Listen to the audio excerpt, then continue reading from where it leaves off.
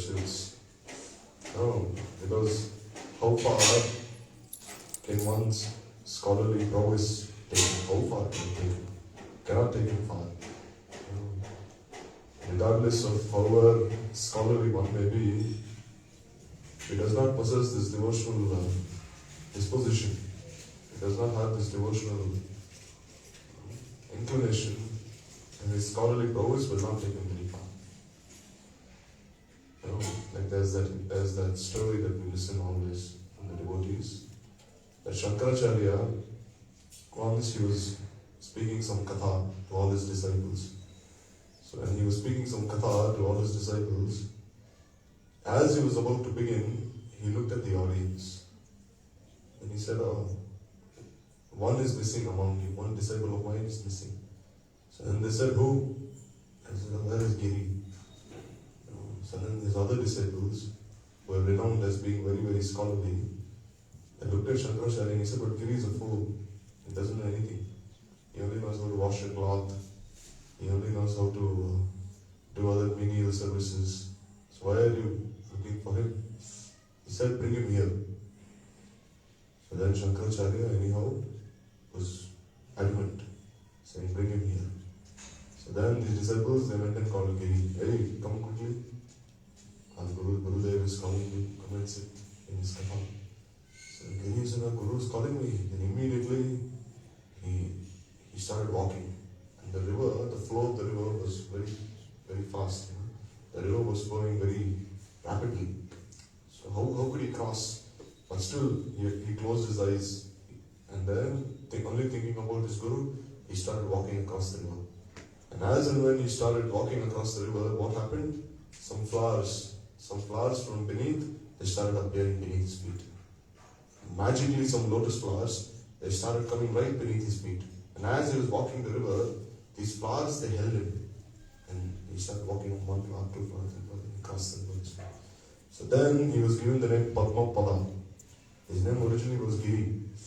But because he was seen walking on the river, walking across the river on some lotus flowers, which appeared right beneath his feet, he was called Padma Pada.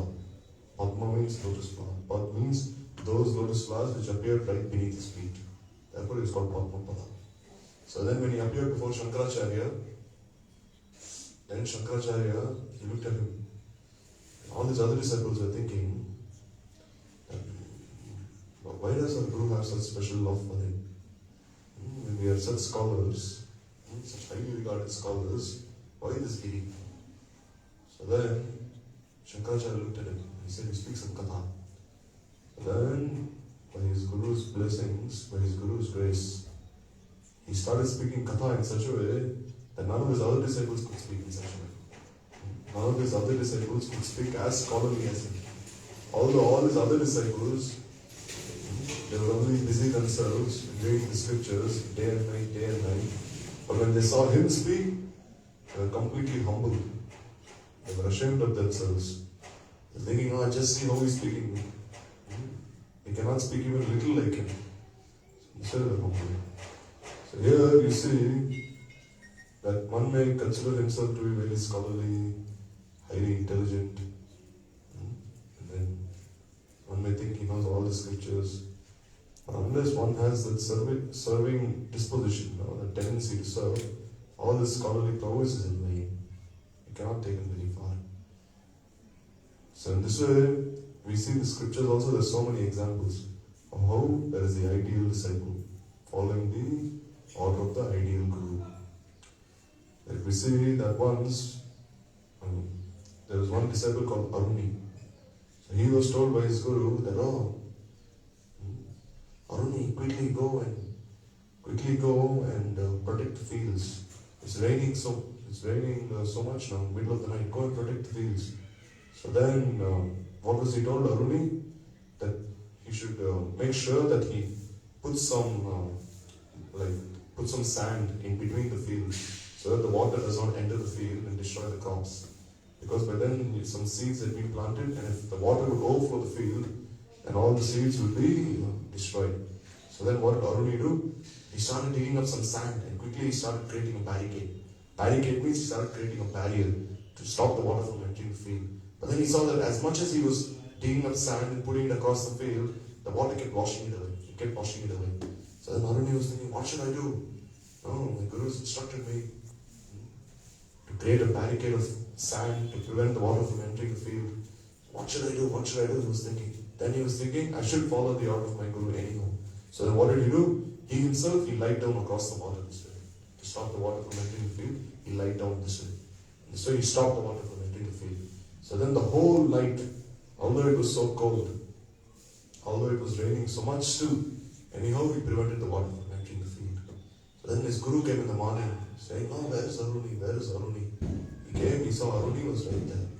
He said, oh, Aruni, you didn't return to the ashram in the night. I was so worried. Where were you? You were here, lying across the field. He said, what to do, Gurudev? You gave me the order, so I have to follow. So then his Guru's heart melted. He said, oh, for me you've done this. And he placed his hand in his head. He said, may all the scriptures, they manifest in your heart. May you become realized in all the scriptures. And automatically became realized in everything. So this is how a sincere Guru Sevak is. Now, once even there's another example given. There was one disciple, Uttalak. So Uttalak, what would he do? He would take all the cows out to graze in the fields. He would herd these cows. So then his Guru told Uttalak, take all these cows out and don't drink their milk. He told him, I see that you're drinking their milk every day. Therefore you're so strong, so stout. You're so fat. Don't drink their milk. Whatever milk is coming from the cows, you should first offer to Bhagavan, then you should drink. Don't drink like this. No. So then Talak was thinking what to do, I have to follow the order of my Guru. So even though he used to be so hungry and thirsty, he would never drink the milk from these cows. But then one day, what did he do? When these calves would finish drinking the milk from their mothers, from their cows, then whatever milk was left on the lips of these calves, and the calves would suck the milk from their mothers, udders, and whatever was left around their lips, he would take that milk away, that foam, would gently wipe it off their mouths, and then he would take that. So then his Guru was saying, still, you look very healthy. What is the reason? So then he said, this is the reason. That you told me to stop drinking the milk, but then I take some foam, which collected in their mouths, after they finish drinking, and I drink that. So then he said, don't do that also.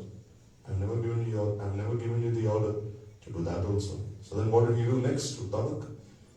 He stopped that also. So then, one day, he was so hungry, so thirsty, that he saw some equan plants. So equan is a very poisonous plant. It has seeds which are very juicy. If you see these equan plants, you find it in these fields. If you pluck out some of these, not seeds, I won't say seeds, they're like buds. Berries. In Hindi they call it equan. So then you pluck out these equan seeds, equan buds, you just pluck them out, pop them in your mouth, and like a stream of white fluid will enter your mouth. So then he just took them out, he started popping them inside his mouth.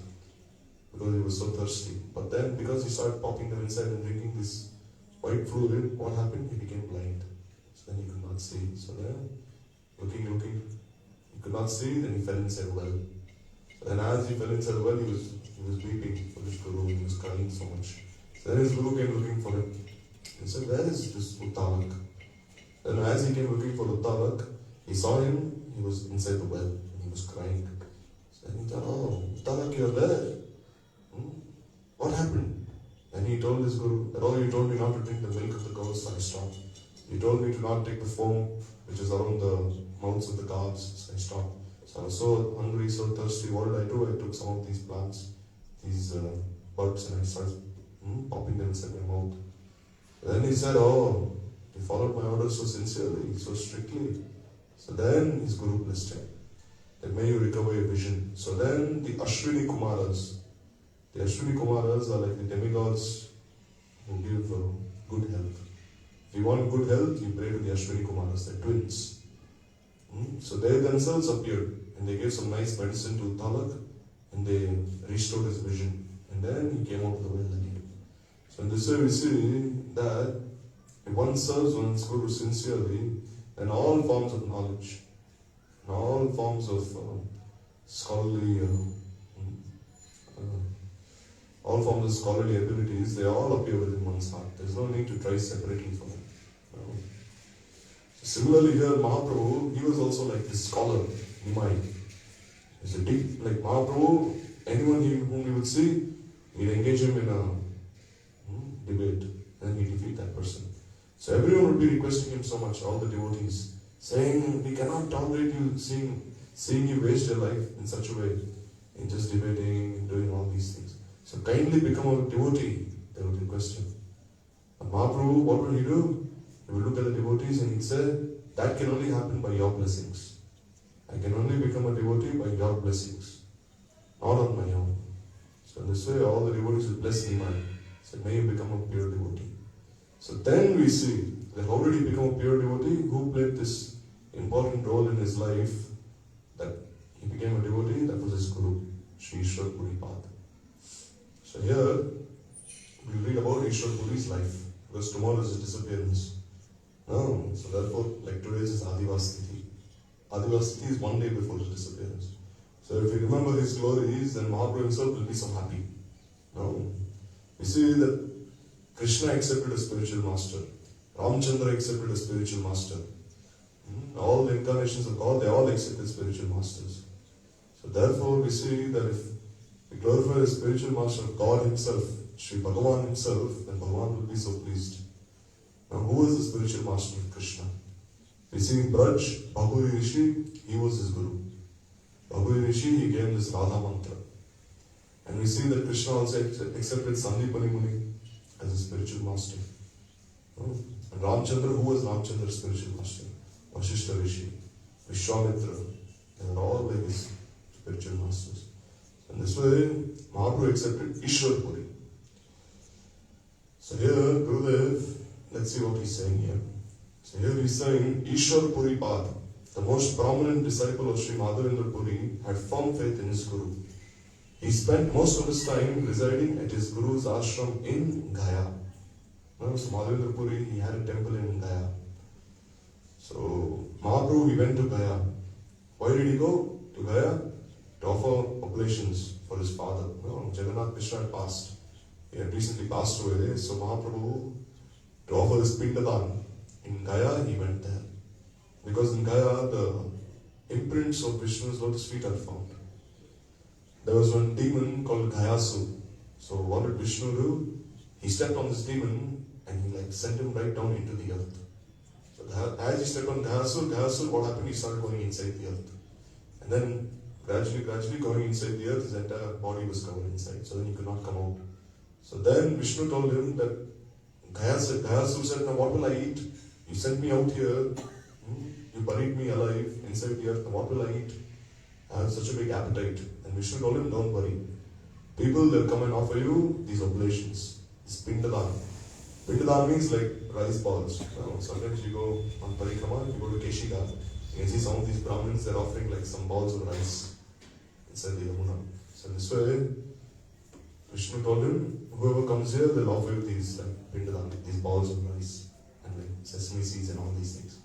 Therefore, Mahaprabhu also went there to offer this Pindadan to his father. Where? In Gaya. So, Madhavendra Puri, he already had a temple there in Gaya. So, Chaitanya Mahaprabhu, he met him in the Vishnu temple in Gaya. And he accepted Vaishnav initiation from him. So, you see here, Mahaprabhu, being Bhagavan himself, he accepted Diksha. So, Diksha is not some fashion, it is a necessity. Diksha means you are being initiated. Initiated into what? You are being initiated into the worship of Sri Radha and Krishna. No, it's not a joke. Diksha means you are receiving these mantras which will give you sambandha, which will give you relation with Radha and Krishna. Or else if you don't have a relation with Radha and Krishna, then even if you chant the whole day, even if you perform all your services the whole day, there will always be something lacking inside. One may do all these services, but if he does not have a relationship, then what is the point? On the other hand, if one has a relationship with Radha and Krishna, then even if he does not do so much service, he does a little that is to his benefit. Why? Because he has a relationship. No. Like we see when There's a worker, no, and a servant in the house. He works the whole day and night. But does he have a relationship with the master of the house? The master of the house, what does he do? At the end of the day, he gives some money and he sends him away. But his son, his children, what do?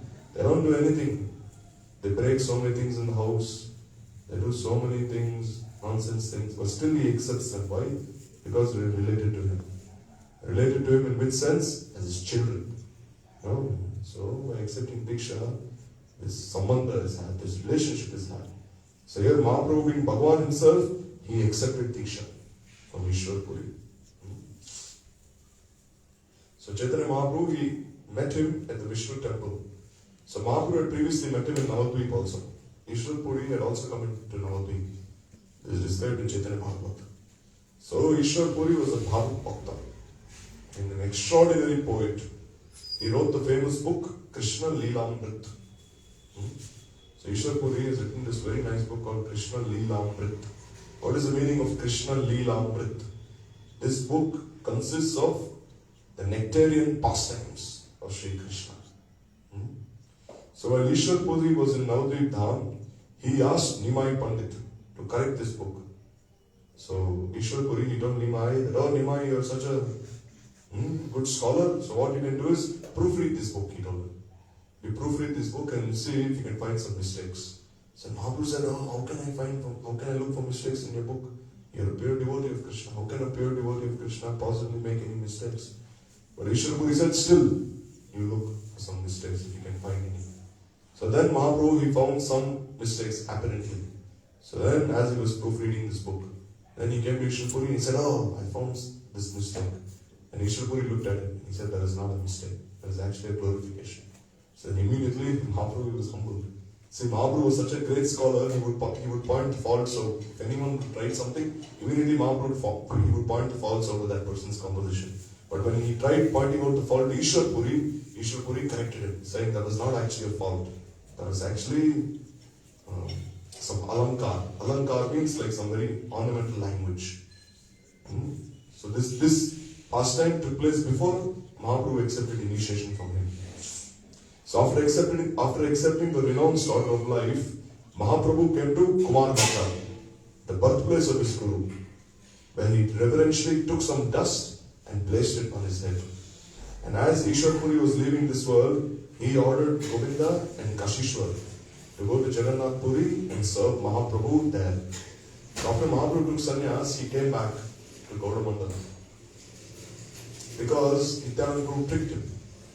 Mahaprabhu, he wanted to go to Vrindavan. But Nityananda Prabhu, what did he do? He tricked Mahaprabhu into coming back here, Navadvip. Because all the Navadvip Vasis, the residents of Navadvip, they wanted to have his darshan. So then they were thinking, we want to see Mahaprabhu. Without him, how can we even live in this world? It is better that we die. So then anyhow, they tricked Mahaprabhu into coming back to Navadvip. So then as he came to Navadvip, he gave darshan to everyone, even to his mother, Sachidevi and everyone. So then he went to Kumar Hatta. So Kumar Hatta is the birthplace of Mahaprabhu, of his Guru, Ishwar Puri. So that we'll read about that pastime, what he did in Kumar Hatta. So then, as Ishwar Puri was leaving this world, he ordered his two disciples, Govinda and Kashishwar, to go to Jagannath Puri and serve Mahaprabhu there. No, so Ishwar Puri and Kashishwar Pandit, they were the two most prominent disciples of Ishwar Puri Pad. So then they were saying, oh Gurudev, now you're leaving this world. Now, who will give us shelter? So then Ishwar Puri said, Krishna Chaitanya will give you shelter. Go there. He's my disciple, go serve him. So therefore, when Kashishwar Pandit and Govinda Prabhu came to Jagannath Puri to serve Mahaprabhu, Mahaprabhu at first did not accept them. He said, you two are my god brothers. No. Guru Sevak hoy, Manya Amar, he said. Both of you are Guru Sevaks. You are the object of my respect, the object of my reverence, admiration. Now, how can I accept you in my seva? I can never accept this. Then they said, but this is the order of our Guru, that we serve you, so you have to accept us. And Mahaprabhu said, oh, our Guru, Ishwar Puri, he said this? He said, yes. And Mahaprabhu accepted them. So this way he engaged both of them in his personal seva. And Govinda Prabhu, it is said he was actually from a low caste. Kashishwar Pandit was a Brahmin. So everyone recognized him. But some devotees are thinking, oh, why is Mahaprabhu accepting Govinda Prabhu? Govinda is like a Shudra. Why is he accepting in his service? The Sarvam Bhattacharya, he told Mahaprabhu that, oh, he's like a Shudra. So are you, if you accept him in your seva, someone may say something that we cannot tolerate. Mahaprabhu said, don't think in such a way. Although he was born in a Shudra caste, he is actually the king of all Brahmins. Even if thousands of Brahmins bow down at his lotus feet, still that will not be befitting to his glories. He's so glorious, he's so pure. Don't think in such a way that he's a Shudra. Mahaprabhu, he accepted him in his seva. Therefore, Govinda, he was like Mahaprabhu's shadow. Wherever Mahaprabhu would go, he would always be there with Mahaprabhu. Serving in all ways. Even when Mahaprabhu sometimes he'd become upset with the devotees, he would say, I don't want to see any devotee, he said. But Govinda, he would never say anything. Govinda would always be with Mahaprabhu. And Mahaprabhu, he would not give his remnants to anyone. He would only give his remnants to Govinda. And then Govinda, he would give some of those remnants of Mahaprabhu to Haridas Thakur, Rupa Goswami, Raghunath Das Goswami, and like a few others. So Govinda was so dear to Mahaprabhu. Even Sarup Damodar Goswami and Raya Ramananda Prabhu, before they would enter the Gambhira to speak to Mahaprabhu, they would first ask for the permission from Govinda Prabhu. They would ask his permission, saying, can you go inside? And then, only after receiving his permission, they would go inside the Gambhira to speak to Mahaprabhu. This way he was so dear. Sometimes Govinda Prabhu would think that, oh, Sarup Damodar and Raya Ramananda, they always make Mahaprabhu weep so much. They come, they speak something to him, and the whole day, the whole night, he's only weeping. Why do they do this? He said. So sometimes he'd even stop them from going inside. Saying, you go inside, but you make him weep. Whole day, whole night, he's only weeping, not eating anything, not drinking anything, not sleeping, doing nothing. So don't go inside, he said. Please don't go. Said Mahaprabhu, immediately he'd call Govinda. Govinda, if you don't let them come inside, then then the whole day, whole night, I'll only weep. I will not accept anything from your hands. Govinda will fall at the feet of Mahaprabhu and say, oh, Prabhu, please don't say this. I cannot tolerate you suffering. So immediately let them inside. And sometimes Mahaprabhu, he'd be sleeping across the door of the Gambhira. If you've seen the Gambhira in Jagannath Puri, it's a very small place. It's only so much. It's only a very small place. Only enough place for Mahaprabhu to sit there and do bhajan. Only like 3 people can sit there in that place. This much. So this way, Mahaprabhu once, he was lying across the entrance of the Gambhira. So then Govinda was thinking that how can I go inside? I cannot step over Mahaprabhu. No. Because you should never step over a person. If a person is lying down, you should never step over him. That's very bad. It means like you're stepping over his corpse, over his dead body. You should never do that. So he was saying, how can I enter inside the Gambhira when he's lying across the entrance? So then what did Govinda do? He took a piece of cloth, he put it on Mahaprabhu, and then he stepped over Mahaprabhu. So then whatever seva he had to do, like cook for Mahaprabhu and clean and all these things, he did that inside. But then, Mahaprabhu he was still lying across the entrance. So Govinda, he was thinking, now what to do? I stepped over him, but now I'll wait until he wakes up. So then Mahaprabhu, he opened his eyes. Then he said, oh Govinda, what happened? And then he found a piece of cloth on him. And then Mahaprabhu said, what is this cloth, Govinda? He said, oh, I had to enter inside the Gambhira. No. So you were lying across the entrance, so then I had to step over you. So I placed a cloth on you and I stepped over you. So then Govinda said, then why didn't you just do the same thing and go back, go outside? Then Govinda said, I stepped over you. Why? For your service. To serve you, I stepped over you. But now, if I go outside, that is not for your seva. That I am only doing independently. So how can I do that? I cannot do it like that. So Mahaprabhu, he felt so happy. He became so happy with him. That, oh, for my seva, you are even ready to step over me. So in this way we see that he was such a near and dear sevak of Mahaprabhu. So Chaitanya Mahaprabhu, he took initiation from Ishwar Puri Pad, who first gave him Harinam, and to purify that chanting of the holy name, he gave him Gopal Mantra. So you see, Ishwar Puri Pad, he initiated Mahaprabhu into the Gopal Mantra.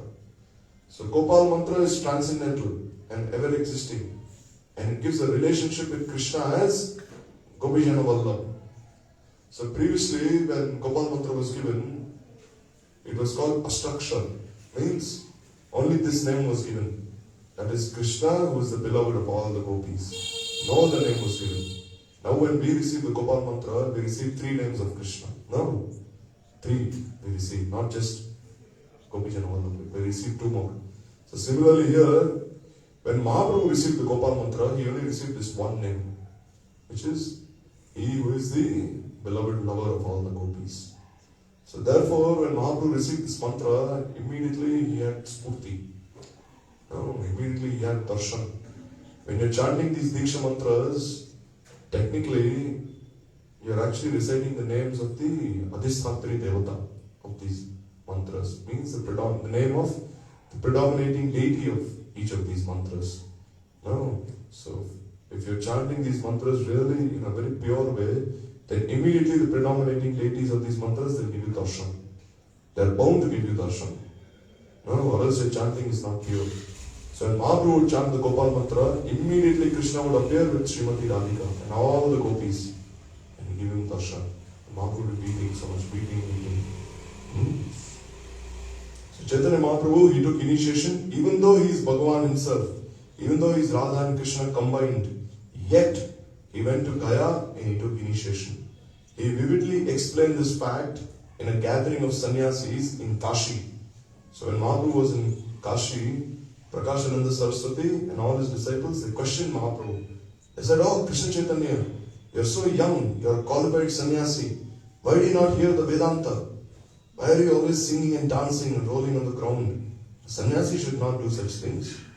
So then Chaitanya Mahaprabhu, he replied by telling them the order of his Guru, Ishwar Puripad.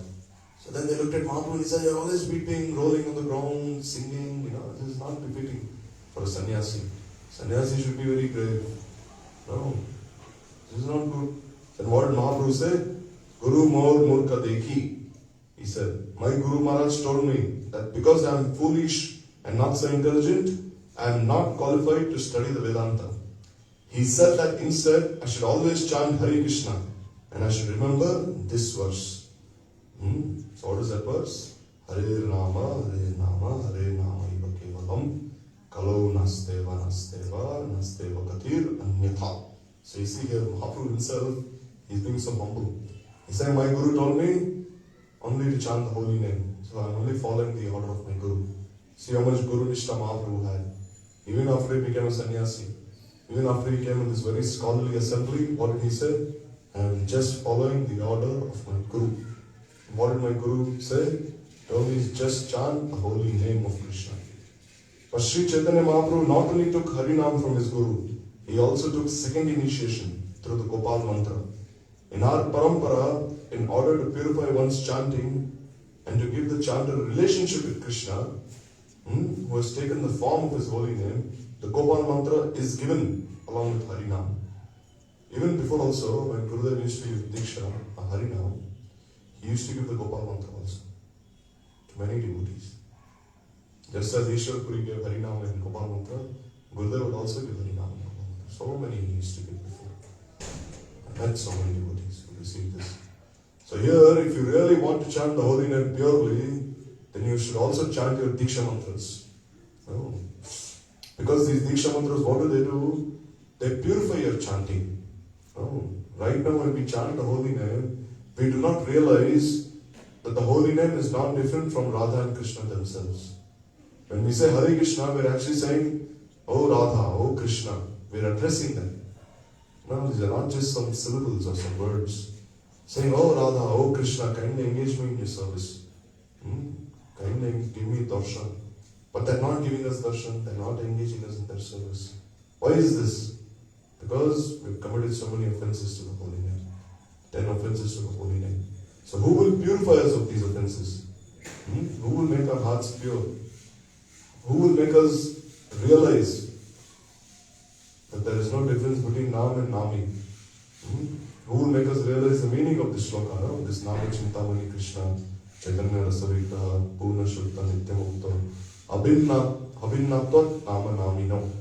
Means the holy name is a wish-fulfilling stone which can fulfill all our desires. Why? Because holy name is not different from Sri Krishna himself. But who will make us realize this? Diksha mantras that we receive from our Guru. Those mantras make us realize this. So therefore we say that Ishwar Puri himself gave Mahaprabhu this Gopal mantra. And when Mahaprabhu chants this Gopal mantra, immediately he has spurti, revelation of Radha and Krishna, and he falls to the ground, unconscious. So here, Kaviraj Goswami, he has glorified Ishwar Puripad in the following way, in his Chaitanya Charitamrita. Shri Krishnadas Kaviraj Goswami, he has described in Shri Chaitanya Charitamrita that the first sprout of the desired tree of devotion was manifested in the person of Shri Madhavendra Puri. And that sprout developed into a sapling in the person of Shri Ishwar Puri. So here we see the first sprout of the seed of Prem, it manifested in whose heart? Madhavendra Puri's heart.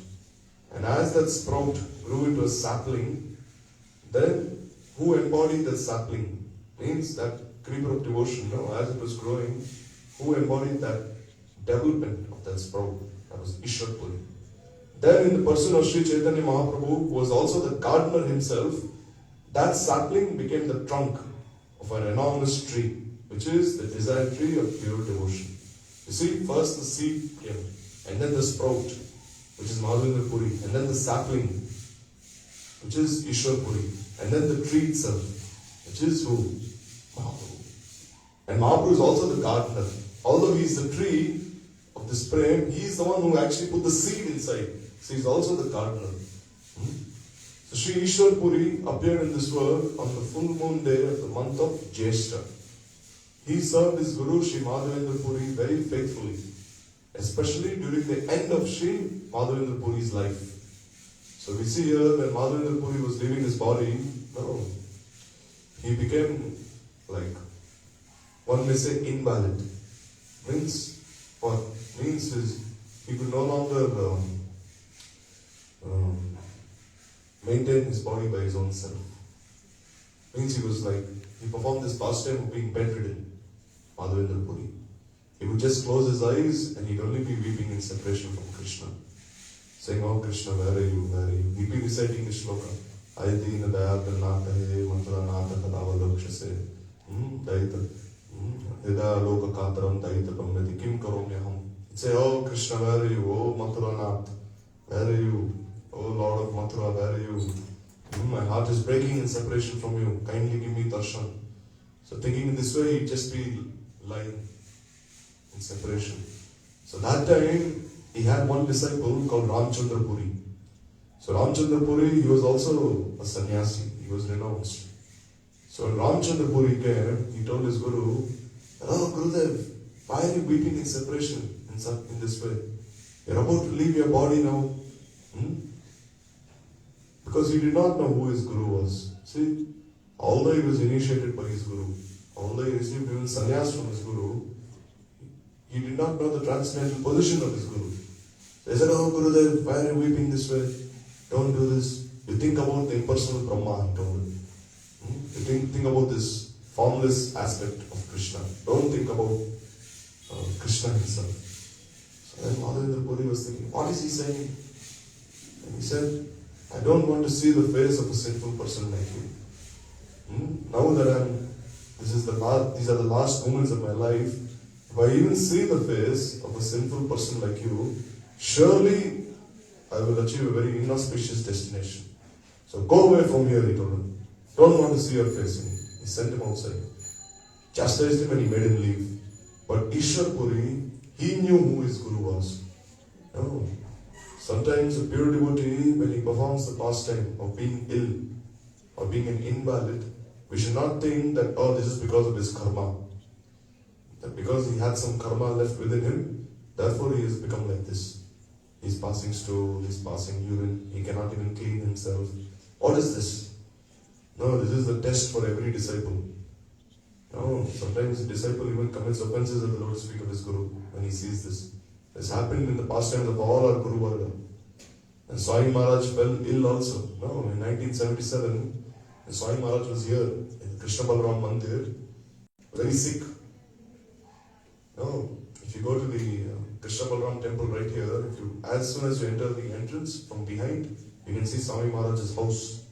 And when you enter the house inside, you can see the bed where he was lying down. You can see his room, his quarters, everything. So some disciples, they even thought that, oh, Prabhupada, you look at him now, he cannot even clean himself, he cannot help himself. What is this? Some disciples have doubt in their heart. But what does doubt do? Doubt kills one's devotion from within. Sanshaya Atma Vinashati. Sanshaya Atma Vinashati. Means this sunshine, this doubt, what does it do? Completely uproots this creeper of devotion, the seed of this creeper of devotion. So then some disciples, they had this doubt. Some disciples, they served their Guru very faithfully, very sincerely. I remember even when Gurudev was unwell also, in 2010, even when he was very sick, that time some devotees, they were even saying that, oh, Gurudev is like, he's a pure devotee, he's a maid servant to Srimati Radhika, but sometimes he's calling out in pain. How can we reconcile this? Or sometimes he's saying, it seems he's like experiencing so much pain, how can we reconcile this? No. This is the Kanishta Adhikari, he cannot reconcile this. Sometimes Gurudev used to give darshan. In 2010, when he was in Girdhari Gauriya Math, many devotees, they wanted to have darshan of Srila Gurudev. So Gurudev, he was inside his room, and then there was one small window to his room, where everyone could see him. All the devotees like, we want to see Gurudev, we want to see him, we want to see him. Please, do some arrangement so that we can have his darshan. So then what did the sevaks do? As Gurudev was lying inside his room, they opened the window to his room. There was a small window, like this big. So then, they said that all of you, you can form a big queue, big line, and then each and every one of you can step forward, have darshan of Srila Gurudev through this window, and then leave, and then the other person, and then the other person. In this way, everyone can have darshan of Srila Gurudev this time. So everyone was happy. So then as every person was stepping forward and having darshan of Srila Gurudev, from the window, through the window, once Gurudev, he saw what was happening. Then he called the sevak. He said, come here. Now what are you doing? He said, I don't want them to see me in such state. If they see me in such a way, what will they think? They will think, oh, just see, although he's in Uttam Mahabhagat, he is also suffering. And as a result of such offensive thinking, what will happen? They will fall down. Whatever little devotion they've collected, that will also disappear. So close this window, he said. Don't do such things. So Gurudev was very upset, and then they had to close the entire thing then. And then sometimes what did they do? Sometimes they used to put a big TV inside the temple hall. Sometimes all the devotees would be sitting down in the temple hall, and then they'd see Gurudev in a big TV. They put a camera inside Gurudev's room, they'd zoom in on him, and then they put the TV inside the temple hall, and everyone would look at him through this TV. So then some would look at him lying down in this way, and sometimes they all be praying to him in so many ways. And then sometimes when Gurudev would turn over from one side to another, everyone would become so happy, they'd start saying, oh, Gurudev, Gurudev. But even that stopped. Because Gurudev didn't like that also. He said, why are you doing this? Putting a camera inside my room, showing it to everyone. He said, this is not proper. He said, you may have the understanding that Guru is transcendental, that he is not affected by any of these things, but what about the others? The others have no such understanding. They may misunderstand me. They may say many things. Don't do like this. Even that stopped. Therefore, it is saying that when a pure devotee is preparing himself to enter into the eternal pastimes of Radha and Krishna, he may seemingly display some symptoms of being very sick. And these symptoms can confuse a disciple so much. Can even create doubt in his mind. Like we see in our Guru Varga, sometimes before they enter into Samadhi, for so many months, they stop speaking. They just close their eyes and they just remain like that. Gujarat Bhakti Kumud Sant Maharaj, for so many months, even so many years, he stopped speaking. He just entered into Samadhi right there. Bhakti Vallabh Tirth Maharaj, he also. He stopped speaking completely, he entered into the silent, final part of his life. So one is not careful, he may have some doubts, and this is very harmful to his devotion. So let's be very careful in this regard. So Ramchandra Puri, Ishwar Puri, they're all eternal associates of Mahaprabhu, but still they're setting us an example. So Ramchandra Puri, he was thinking in his heart, oh, our Guru, how he is weeping, how he is crying in separation, how is he crying out in pain, I cannot reconcile. So he tried giving some instructions to his Guru, how he meditate on the formless Brahman, meditate on the impersonal effulgence of Krishna. His Guru chastised him, saying, get out of here, I don't want to see your face. Very sinful person. But when Ishwar Puri came, what did he do? Very respectfully he should serve his Guru. Because he knew who his Guru was. So he wiped the stool, the urine and all these things of his Guru. He'd clean him, he'd serve him in all ways, he'd feed him. And then sometimes he'd even do kirtan. And this way he would speak the pastimes of Krishna. This way he would make his Guru so happy. So when Madhavendra Puri was leaving this world, he blessed Ishwar Puri, blessed him, saying, you are the ideal Guru Sevak, he said. You know how to serve your Guru, he said. So I bless you, he said. And then he blessed him in such a way that Bhagavan himself, the Supreme Personality of Godhead himself, Sri Chaitanya Mahaprabhu, he became his disciple by the blessings of his Guru. And now everyone knows that who is Ishwar Puri? He is the spiritual master of Sri Chaitanya Mahaprabhu. In this way. So in this way, Ishwar Puri, in his travels to various holy places, he once came to Sridham Navadvip, where he stayed in the house of Gopinath Acharya. So who is Gopinath Acharya? He was the brother-in-law of Sarvam Bhattacharya. No, when Mahaprabhu came to Jagannath Puri, Sarvam Bhattacharya, he had some doubt in his heart. He was thinking, how can Mahaprabhu be God? Because in the scriptures, Bhagavan Vishnu is called Triyugi. Triyugi means he appears only in 3 yugas. Satya, Treta and Dwapar, but not in Kali Yuga. So then, how can Krishna Chaitanya be God himself? He had some doubt. So Gopinath Acharya, who was his brother-in-law, he said, and actually, the incarnation of Bhagavan in Kali Yuga is very hidden. He's called Channavatar. Channavatar means the hidden incarnation. So Krishna Chaitanya, he is the hidden incarnation of Kali Yuga. Don't have doubt inside your heart, he told them. So here, Ishwar Puri was always absorbed in the mellows of devotion to Sri Krishna. He was very dear to Sri Krishna and he was an ocean of mercy. No one, however, could recognize him by his dress. So one day, by the will of fate, he came to Advaita Acharya's house. So this is from Chaitanya Bhagavat. You see here, although Ishwar Puri was a pure devotee, no one could recognize him. No, it's very difficult, very difficult to identify a pure devotee. It's not so easy. No, because a pure devotee will never announce himself. He'll never say, oh, I am a pure devotee, come and worship me. Come and wash my feet, drink that water. Come and perform my abhishek, come and glorify me. Will a pure devotee ever say that? He will never say that.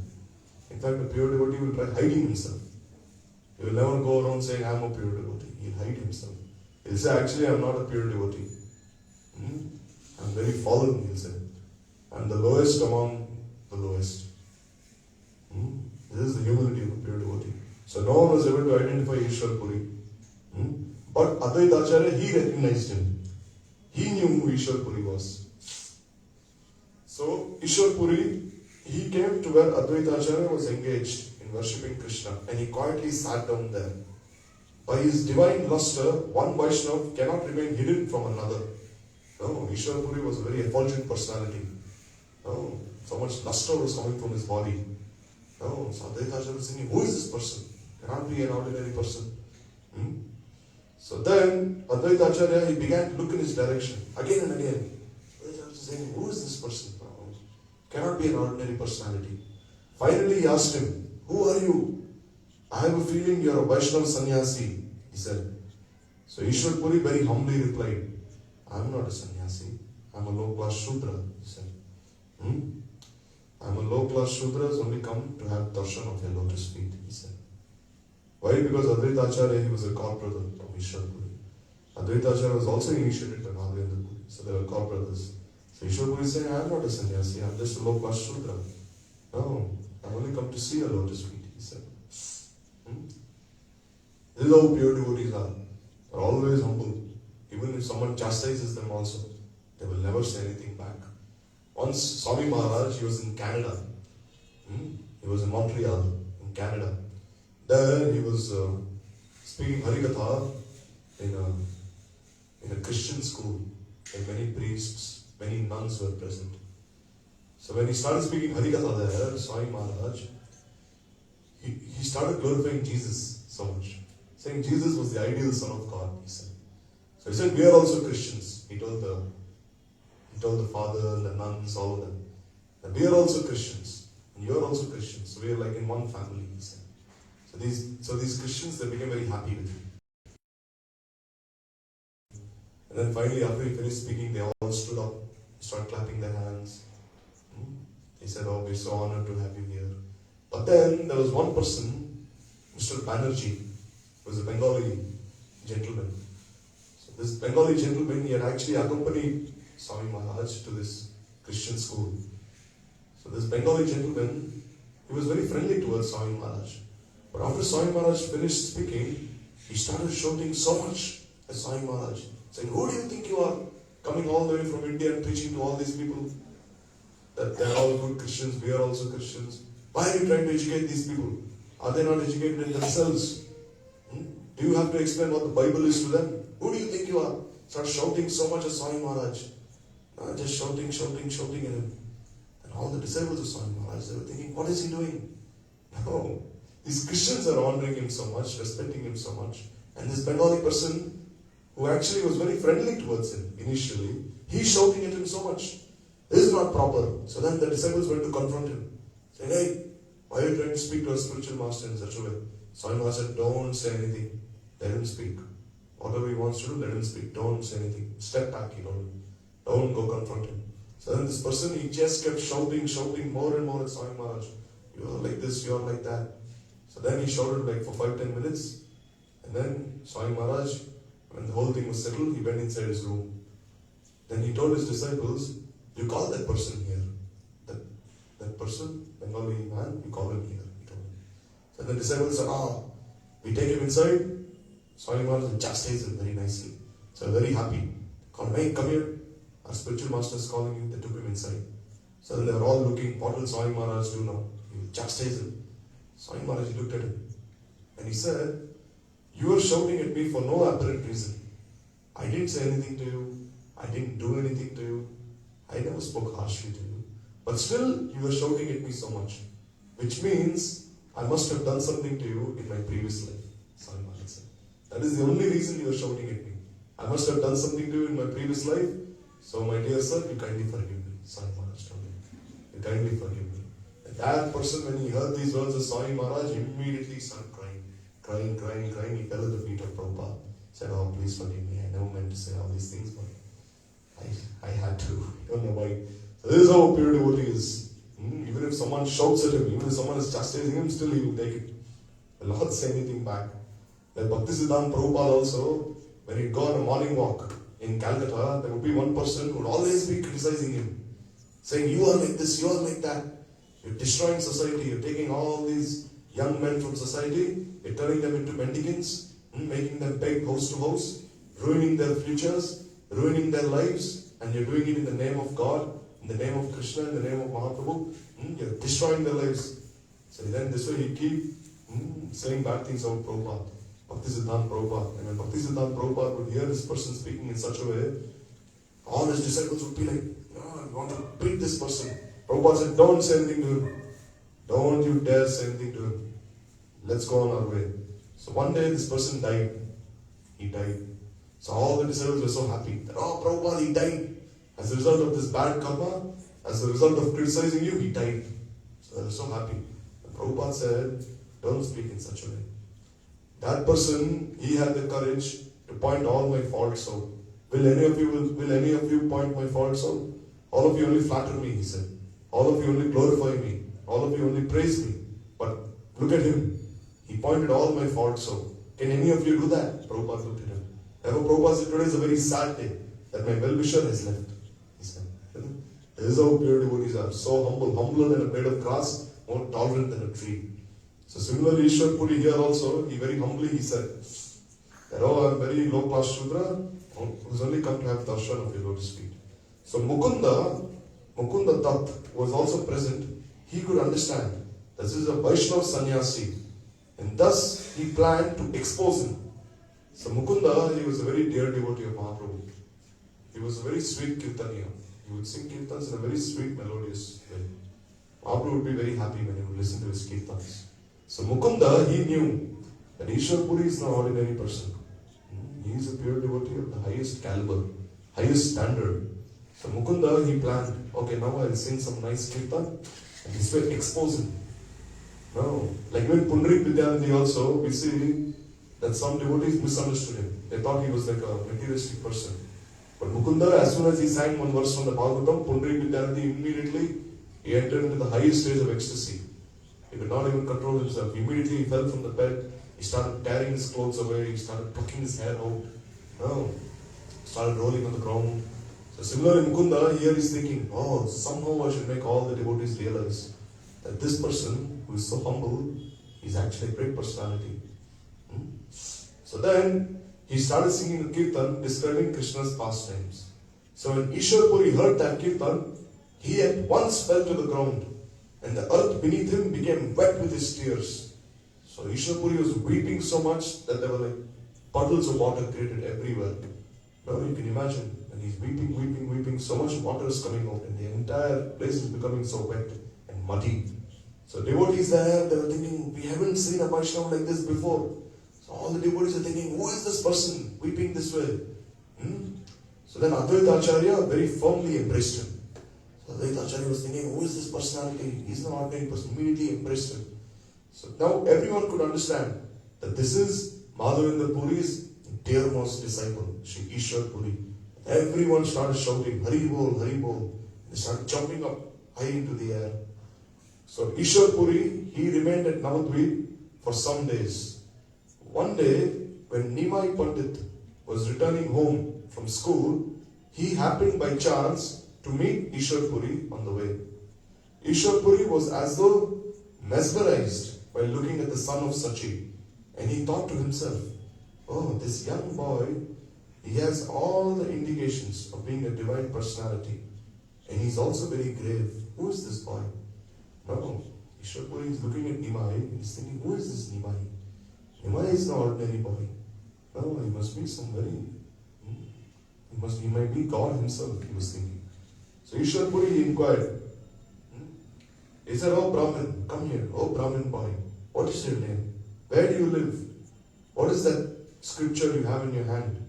So Mahaprabhu very humbly, he offered his obeisances to Ishwar Puri. And then some of his disciples, they said, oh, this boy, he is Nimai Pandit. So then Ishwar Puri said, oh, you are Nimai. Then Ishwar Puri became so happy. And immediately, Mahaprabhu came forward and he bowed his head and he said, oh, Shripad Ishwar Puri, please come with me to my house and please have lunch in my house. So Mahaprabhu, he humbly requested Ishwar Puri. He fell at his feet. Please come, he said. Have lunch in my house. Order Mahaprasad in my house. So Ishwar Puri, he thought to himself, what a pleasant, this boy is so pleasant-minded. Just see how he's behaving. He's very pleasant devil. He's behaving in such a nice way. So as though charmed by some mantra, he quietly came along with Nimai to his house. So Ishwar Puri was controlled by this boy. Nimai, he held his hand and he took him to his house.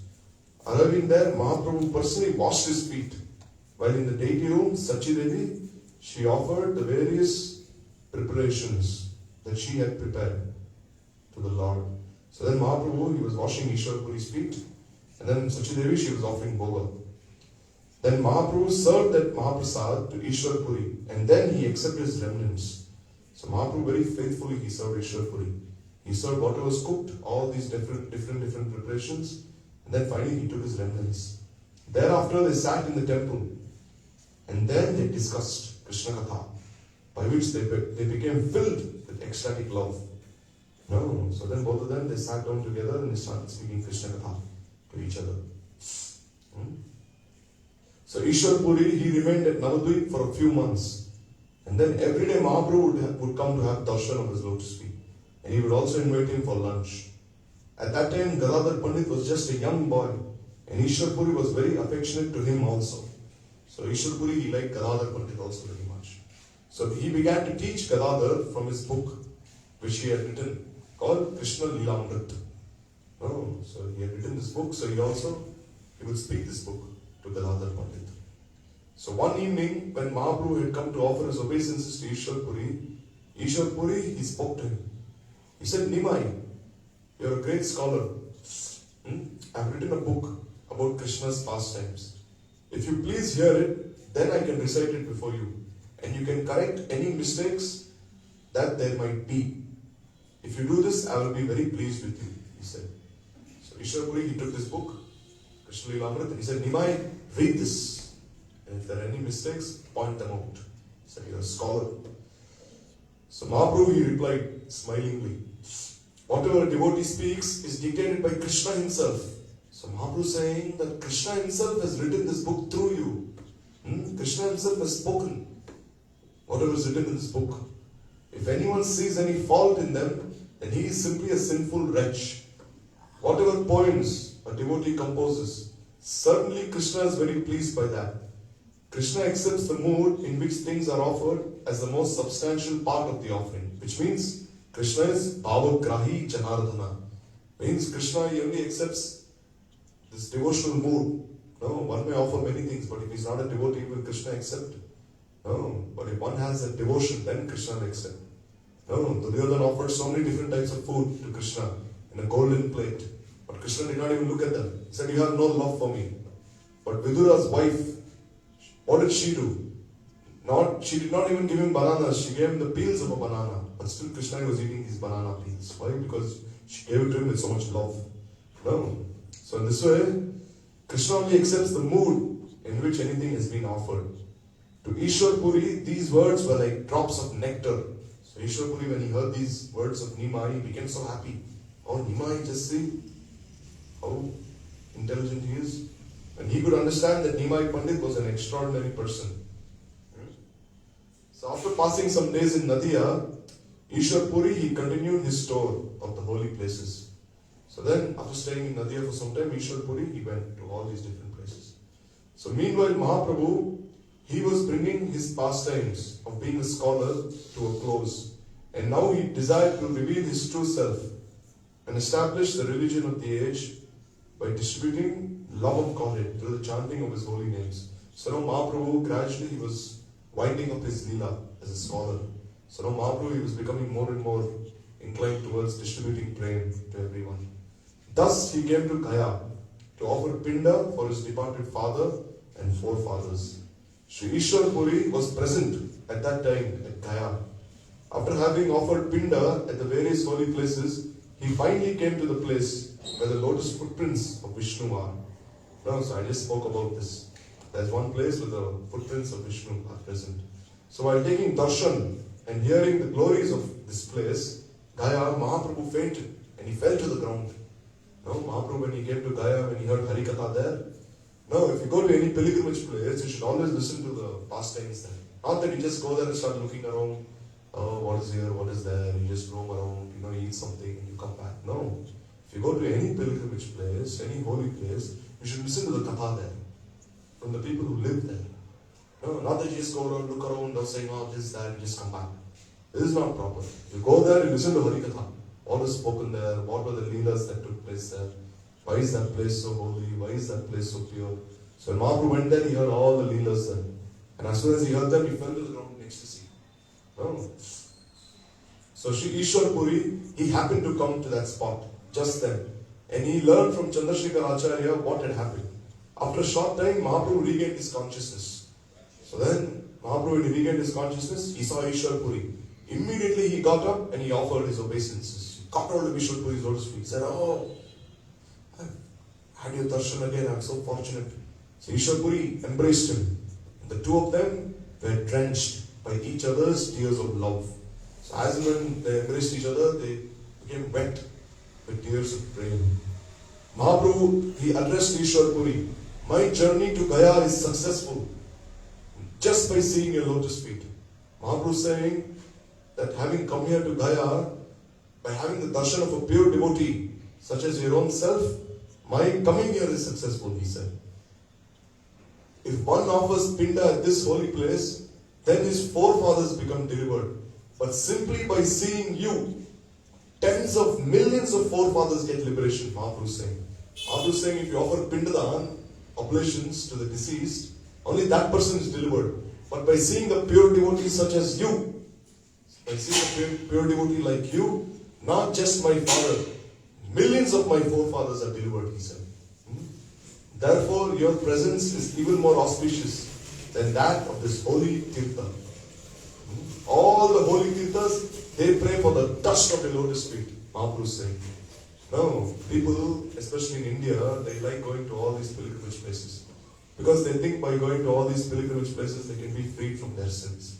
By bathing in the river there, by giving something in charity, by taking some prasad, they think, oh, all our sins are going away. But Mahaprabhu is telling them, just see, you will not be purified by going to these pilgrimage places. You will be purified by having darshan of a pure devotee, like Ishwar Puri.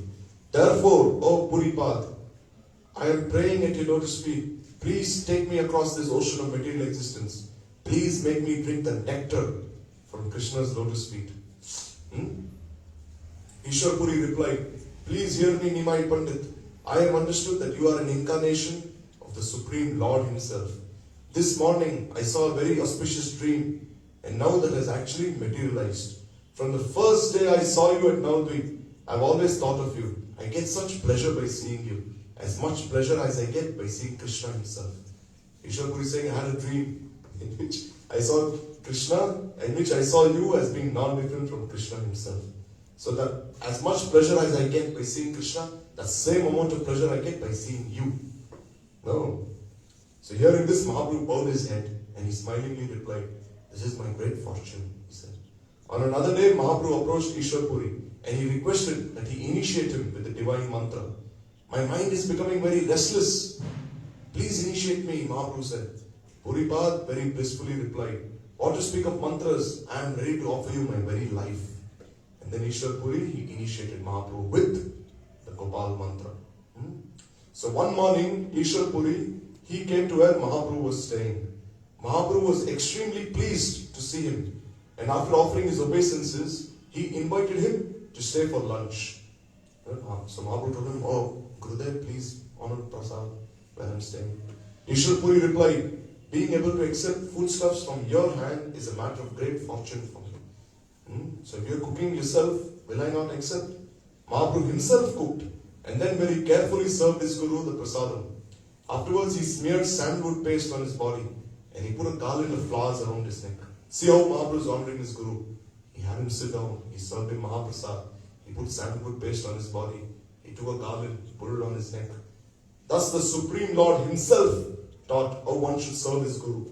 Without serving the great devotees, it is not possible to receive love of God. Service to the Guru is the door to devotion. Mahaprabhu himself is showing everyone. On his return from Gaya, Mahaprabhu came by the way of Kumar Hatta. So Kumar Hatta is the birthplace of Ishwar Puri. And Mahaprabhu began to roll on the ground in ecstasy there. So Mahaprabhu, as soon as he saw the birthplace of Ishwar Puri, he began to roll on the ground. Now in ecstasy. Sometimes you go to Navadvip, you can see the Bengali devotees also. They are also rolling on the ground like this. Tumbling, rolling, the dust of the Vaishnavas. So Mahaprabhu also is rolling on the ground in ecstasy when he came to the birthplace of his Guru.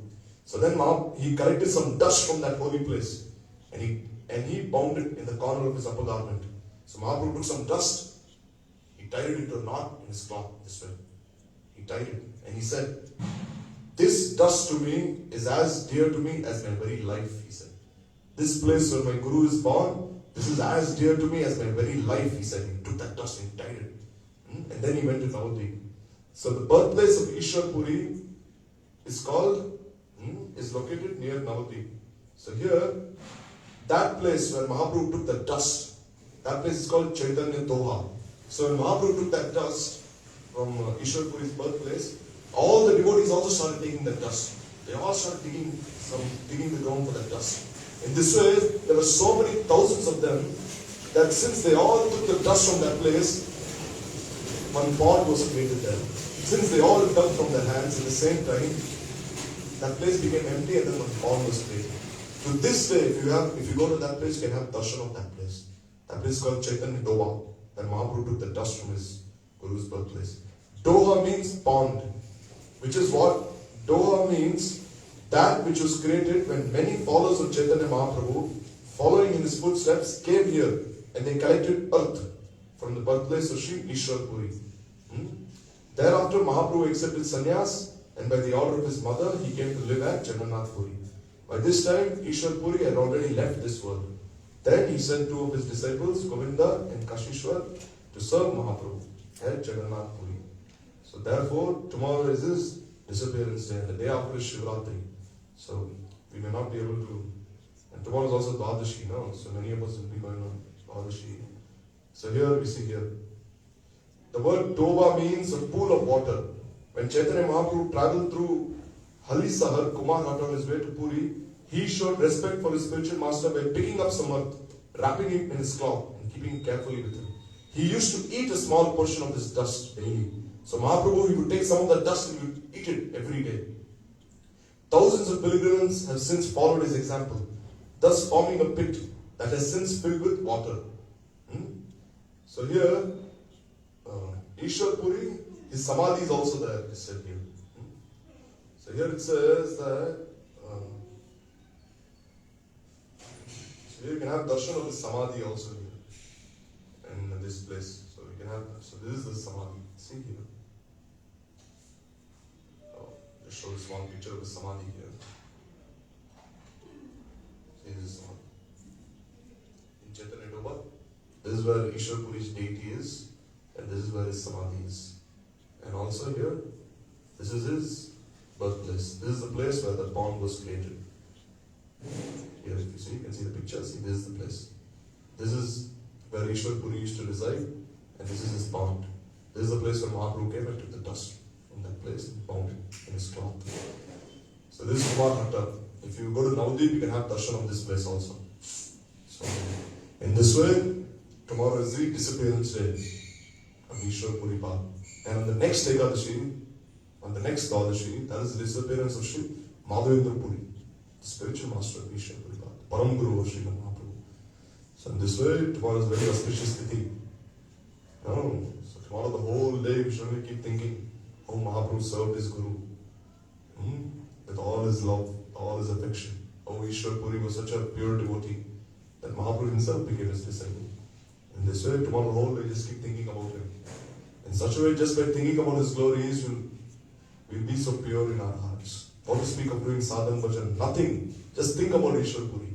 Automatically, we'll be so pure at heart.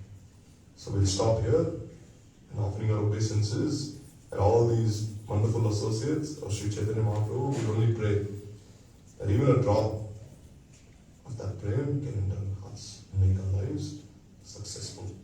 Shri Ishwar Puri Pad ki jai. Madhavendra Puri Pad ki jai. Sapashat Shri Sachinandan Gaudhari ki jai. Ishwar Puri Bhaktivati Adivasthiti ki jai. Jai Nam Ekadashi ki jai. Shri Tili Parankari Bhakta Vrinda ki jai. Anant Koti Vaishnava Vrinda ki jai. Shnitai Gaup Emanande Adi. Nishal Kalpata Rupesha Kripasan Rupecha. Patitanam Pavanebhyo Vishnavebhyo Namo